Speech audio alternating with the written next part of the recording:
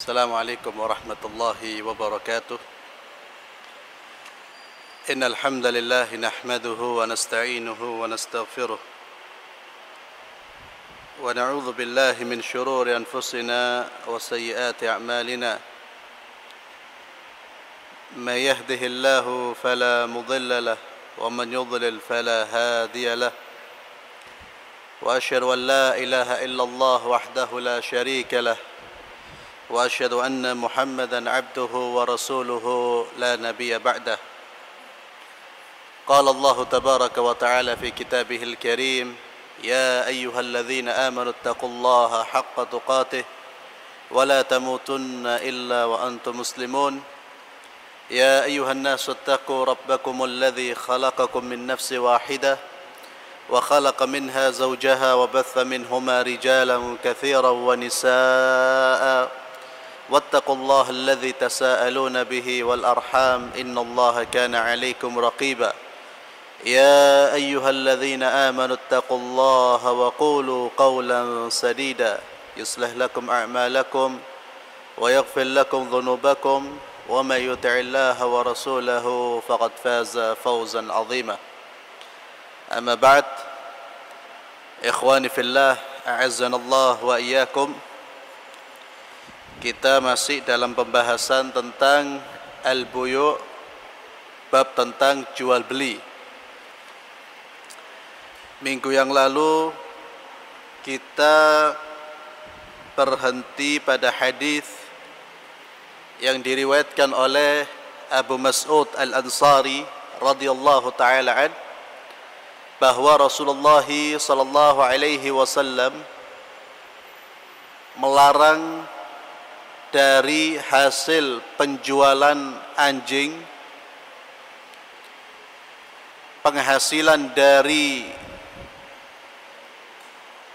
melacurkan diri atau penghasilan pelacur, dan juga penghasilan dari profesi dukun. Kalau penghasilannya dilarang, artinya profesi-profesi di atas juga dilarang. Maka tidak dibenarkan seseorang menjadi pedagang anjing atau membeli anjing. Begitu juga tidak dibenarkan seseorang mencari penghasilan dari melacurkan dirinya, mencari penghasilan dari berzina. Ini termasuk penghasilan yang haram. Juga mencari penghasilan, memperoleh penghasilan dari melakukan aktivitas perdukunan. Ini semua tidak dibenarkan di dalam Islam. Uang yang mereka dapat itu adalah uang haram, dan uang haram itu tidak akan bisa dimanfaatkan oleh pemiliknya. Orang yang mendapatkan uang dengan cara yang tidak halal, dia tidak akan mungkin bisa memanfaatkan dengan sebaik-baiknya. Ini sebagian dari profesi pekerjaan yang dilarang di dalam Islam. Hadis tadi diriwayatkan oleh Imam Bukhari dan Muslim. Hanya saja ada perbedaan di kalangan para ulama mengenai anjing yang digunakan untuk berburu. Apakah boleh diperjualbelikan? Karena memelihara anjing yang dimanfaatkan untuk berburu itu diperbolehkan di dalam Islam. Jadi memelihara anjing, hukum asalnya tidak diperbolehkan alias haram, kecuali anjing yang dimanfaatkan untuk berburu atau menjaga tanaman. Ini diperbolehkan, dikecualikan di dalam Islam. Lah, apakah anjing-anjing yang boleh dimanfaatkan juga boleh diperjualbelikan? Ini terjadi perbedaan di kalangan para ulama. Ada sebagian ulama mengatakan tetap diharamkan walaupun itu bisa dimanfaatkan. Sebagian yang lain, kalau boleh pemanfaatannya, maka boleh juga diperjualbelikan. Ini mengenai anjing. Tapi kalau anjing-anjing hanya sekedar anjing buat hiasan, atau anjing hanya sekedar dipelihara untuk ya sebagai hobinya dia, jelas sekali tidak diperbolehkan. Di dalam riwayat yang lain ada tambahan juga tidak diperbolehkan uang dari menjual darah yang mengalir, maka tidak diperbolehkan.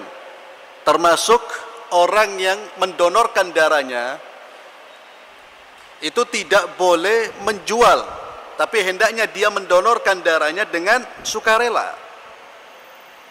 Ini termasuk perkara yang tidak boleh diperjualbelikan. Jadi darah. Begitu juga membeli, kecuali bagi orang-orang yang terpaksa. Dia harus mendapatkan darah tertentu dan tidak ada jalan kecuali dengan cara membelinya, maka kondisi ini diperbolehkan. Kondisi terpaksa. Yang dosa yang menjual, bukan yang membeli.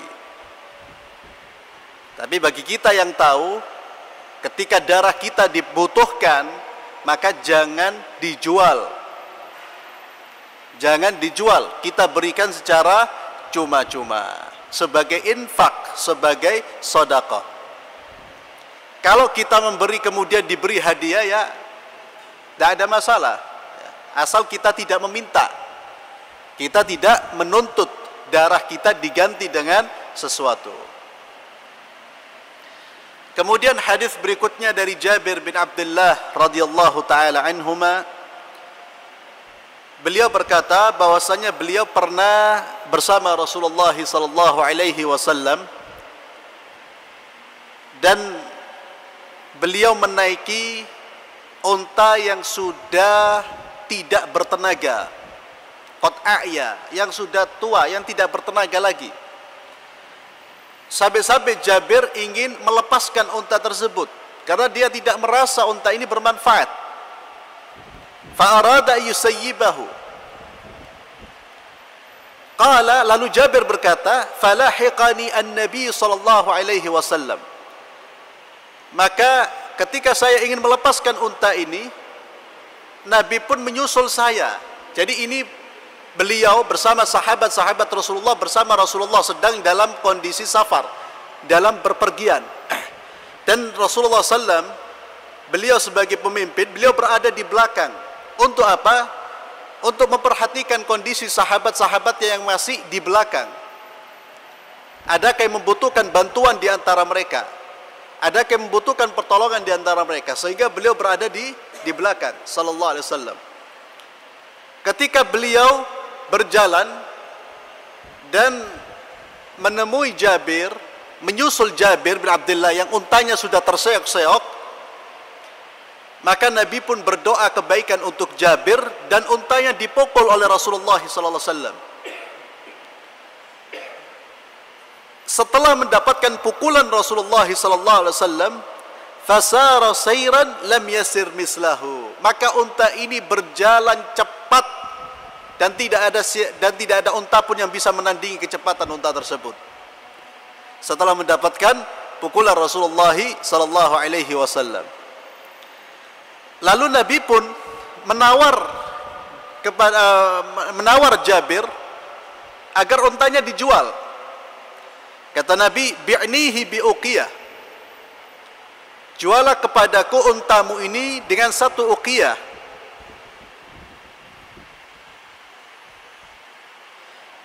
Satu uqiyah di sini disebutkan arba'una dirhaman. Satu uqiyah itu 40 dirham. Kata Nabi, jualah untamu. Qultu la, kata Jabir, tidak ya Rasulullah. Di dalam riwayat yang lain, Jabir mengatakan, tidak ya Rasulullah, tapi unta ini akan saya berikan kepada engkau. Nabi pun kembali menawar, bi'ni, sudah kamu jual untamu ini. Maka kata Jabir, aku pun menjual untaku ini dengan satu uqiyah. Washtarattu humlanahu ila ahli, dan aku pun memberi persyaratan kepada Rasulullah sallallahu alaihi wasallam, unta ini akan saya jual kepadamu ya Rasulullah, akan tetapi saya bawa dulu unta ini sampai ke rumahku. Biarlah unta ini mengantarkanku sampai ke rumahku. Falamma balagtu ataituhu bil jamal. Setelah aku sampai ke rumah, kata Jabir, aku pun mendatangi Rasulullah sallallahu alaihi wasallam dengan unta tersebut.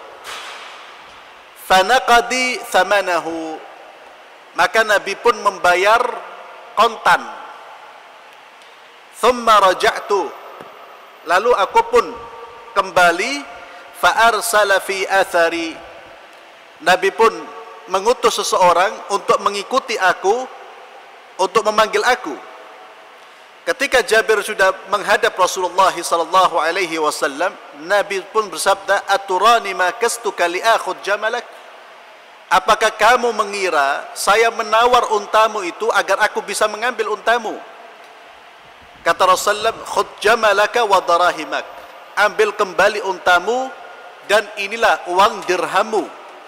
Fahuwa laka, ya. Fahuwa laka, ini semua untukmu. Jadi unta yang dibeli oleh Rasulullah SAW dikembalikan kepada Jabir dan juga uangnya Jabir. Hadis ini diriwayatkan oleh Imam Bukhari dan Muslim. Di dalam hadis ini banyak pelajaran yang bisa kita petik. Di antara yang pertama, kita lihat bagaimana kepemimpinan Rasulullah sallallahu alaihi wasallam, di mana beliau betul-betul menjadi pemimpin yang memperhatikan orang-orang yang dipimpinnya. Ketika beliau safar, berpergian bersama sahabat-sahabatnya, beliau tidak dilayani dan tidak minta dilayani, tapi beliau yang melayani sahabat-sahabatnya.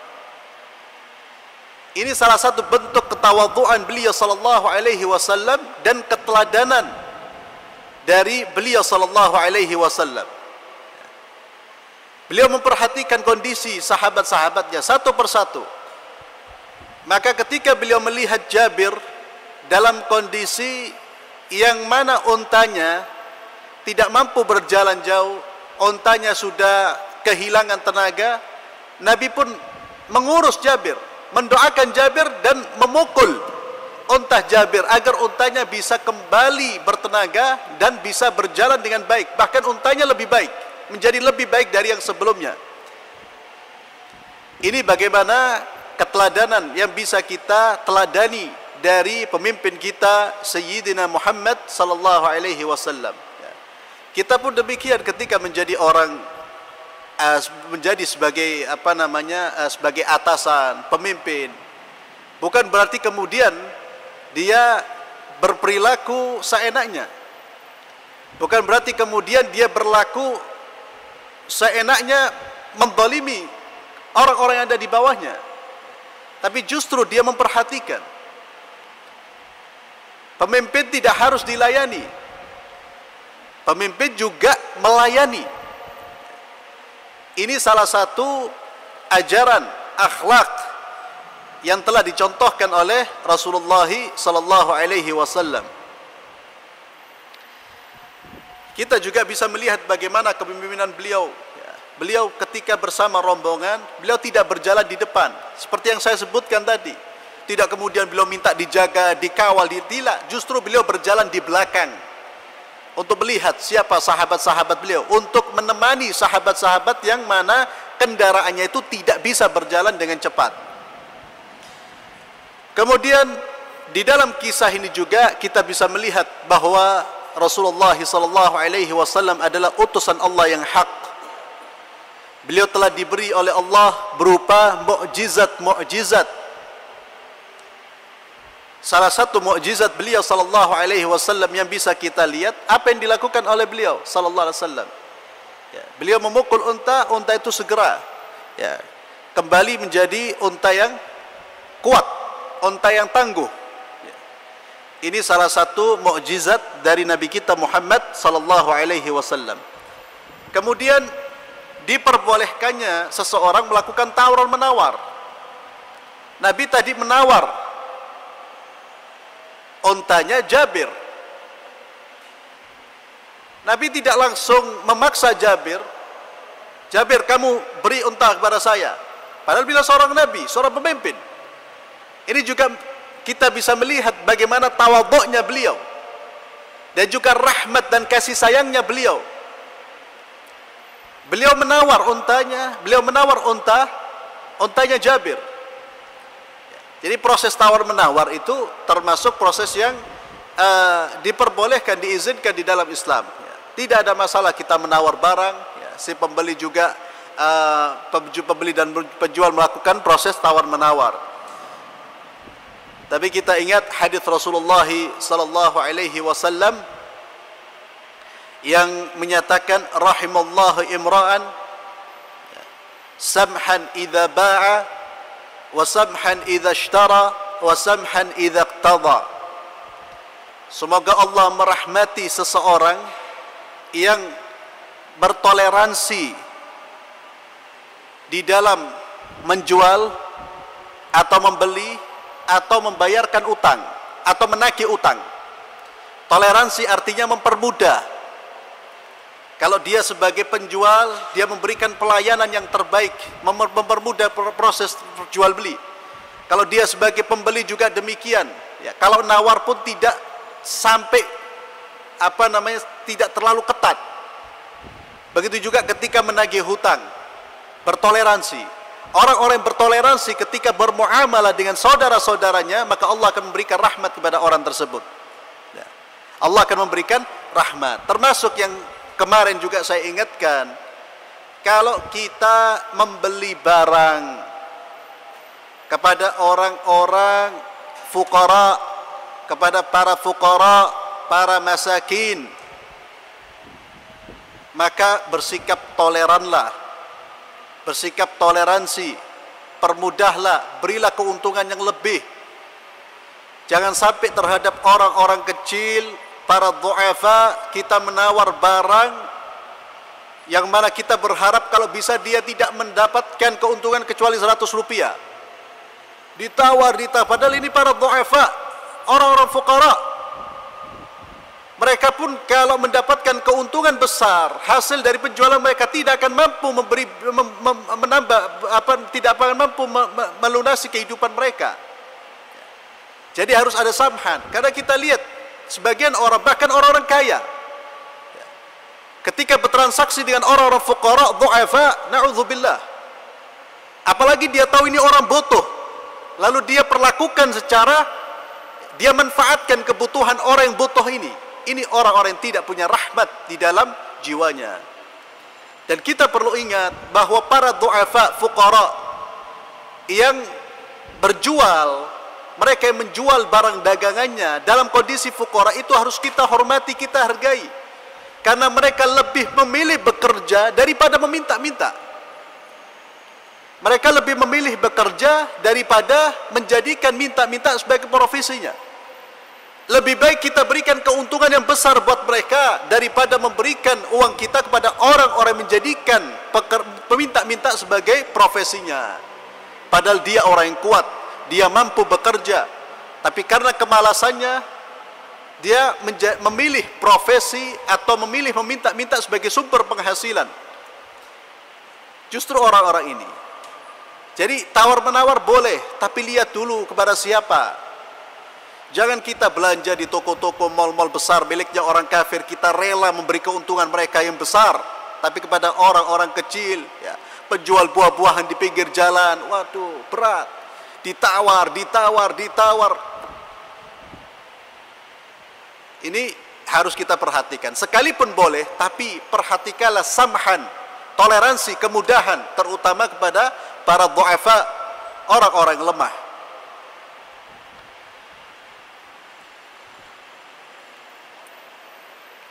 Kemudian diperbolehkan bagi orang yang menjual barangnya atau dalam proses jual beli diperbolehkan memberikan persyaratan.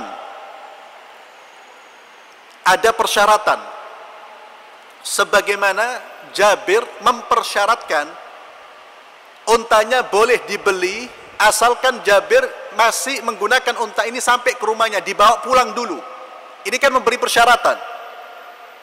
Persyaratan seperti ini, persyaratan yang jelas persyaratannya, dan nanti akan kita baca hadis yang lain.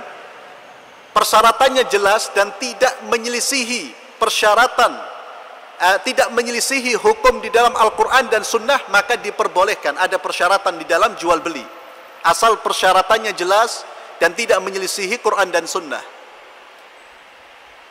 Ini di dalam jual beli. Jadi Jabir tadi menjual untanya dengan syarat dia bawa dulu untanya kemana? Ke rumahnya. Ini ada persyaratan di dalam jual beli. Akan tetapi tidak diperbolehkan memberi pinjaman dengan persyaratan. Kalau jual beli boleh, karena jual beli ini adalah akad yang memang bertujuan untuk memperoleh keuntungan. Jual beli ini adalah akad yang bertujuan untuk memperoleh keuntungan. Maka proses jual beli, orang ingin mencari keuntungan. Tidak dilarang. Akan tetapi dalam akad pinjam meminjam, akad pinjam meminjam ini di dalam fikih termasuk akad yang bertujuan untuk menolong. Akad yang bertujuan untuk menolong. Maka akad yang bertujuan untuk menolong tidak diperbolehkan sedikit pun orang yang memberi pinjaman mengambil keuntungan. Baik keuntungan berupa materi maupun keuntungan berupa jasa maupun keuntungan apapun. Tidak diperbolehkan orang menyatakan, saya memberi utang kepada ente asalkan sepeda motor ente anak pinjam. Itu memberi utang dengan mengambil keuntungan. Ini riba, sepakat para ulama. Sepakat para ulama. Sehingga di dalam fikih itu ada kaidah kullu qardin jarra naf'an fahuwa riba. Seluruh piutang, segala piutang yang mendatangkan kemanfaatan bagi orang yang memberi utang tersebut, dia adalah riba. Hati-hati. Karena apa? Kalau kita mau bisnis, jangan menggunakan akad hutang piutang. Kalau kita mau bisnis, akad jual beli. Jangan sampai akad tolong menolong, kemudian kita memanfaatkan untuk mengambil keuntungan. Makanya di dalam Islam itu segala akad transaksi itu harus jelas. Ini akad apa dulu? Jual beli apa hutang piutang? Ini akad untuk mencari keuntungan apa akad untuk Anda menolong, sosial. Ini kadang-kadang tidak banyak difahami oleh kaum muslimin. Ada orang memberi hutang dengan persyaratan. Bahkan hanya dengan saya kasih utang, asalkan anak pinjam sepeda motor ente. Itu sudah mengambil manfaat dari hutang yang dia berikan. Ini riba. Riba itu kelebihan. Jadi seakan-akan orang ini nanti membayar hutangnya plus dia memberikan motornya untuk dimanfaatkan. Ada plusnya. Maka ini tidak diperbolehkan. Hati-hati ketika kita memberi hutang. Maka jangan sampai kita sedikit pun mengambil keuntungan. Ini sosial. Hutang ini pelayanan untuk membantu orang. Ini aturan Islam dan ajaran Islam.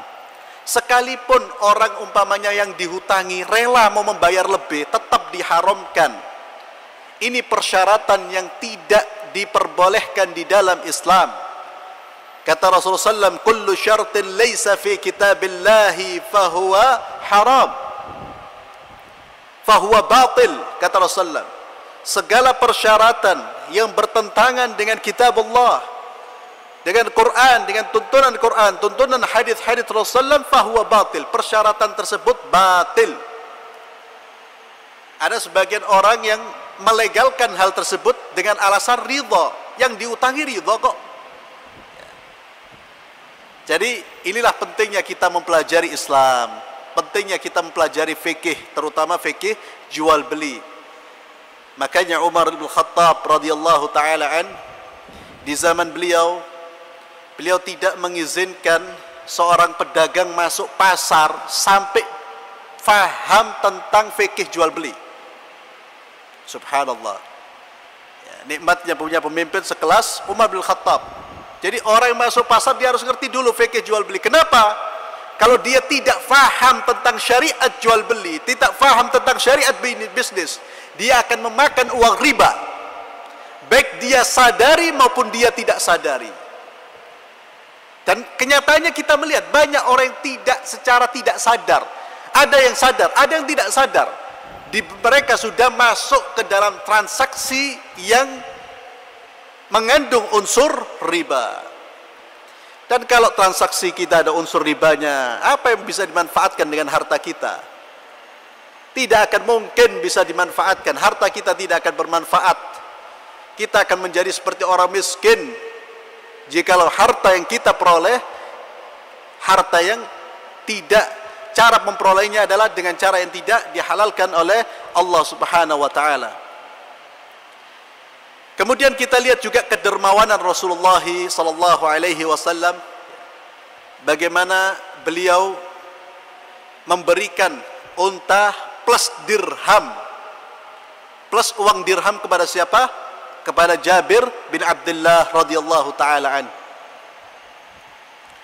Kemudian hadis berikutnya dari Jabir bin Abdullah radhiyallahu anhuma, beliau berkata, "A'taqa rajulun minna 'abdan lahu an duburin wa lam yakul lahu malun ghairuhu fada'a bihi an-nabi sallallahu alaihi wasallam faba'ahu." Muttafaqun alaih. Jabir bin Abdullah berkata, ada seseorang yang ingin membebaskan budaknya pasca wafatnya dia. Jadi dia mengatakan kepada budaknya, kalau saya wafat kamu bebas. Ini disebut dengan a'taqa an duburin, membebaskan budak an-dubur setelah dia wafat.